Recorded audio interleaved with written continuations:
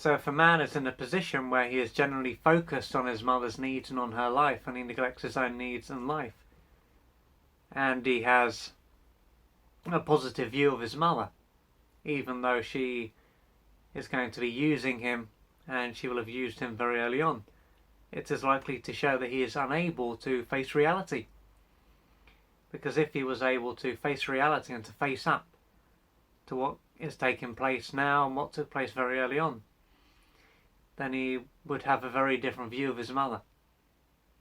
He could experience a lot of hate and rage towards his mother, and if he had done a lot of work on himself, then he would be able to see that she is a deeply damaged human being.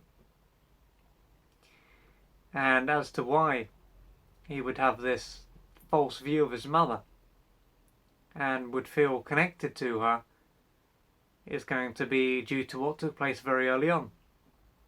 And so, very early on, it wouldn't have been safe for him to express his needs and feelings because his mother would have used him to meet some of her adult and unmet childhood needs.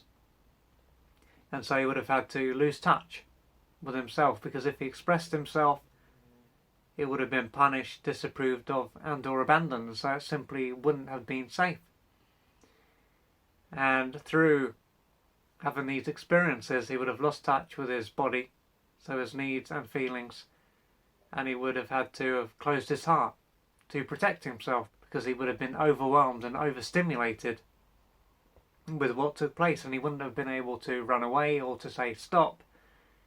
He would have just had to have tolerated what was going on, and so disconnecting from himself was the way for him to handle what was going on, but without doing anything about it.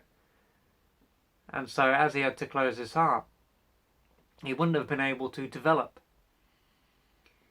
a close connection with his mother.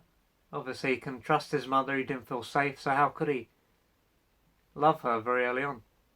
So he would have had to have shut down and to close up. But even though this is what took place, because he was so powerless and dependent on her, he would have had to have created a false image of her to see her as being completely different to how she was.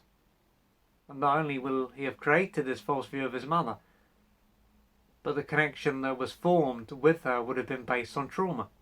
So it would have been a trauma bond.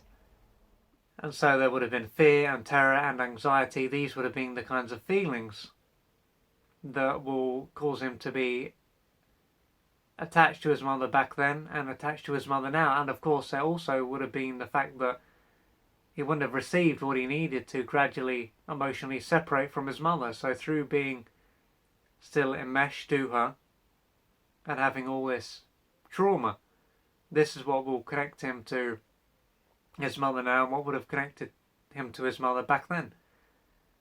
And so if he was to face up to how he really feels, and he was to work through this pain, he might soon end up seeing his mother as a stranger, because he won't have a real emotional connection to her.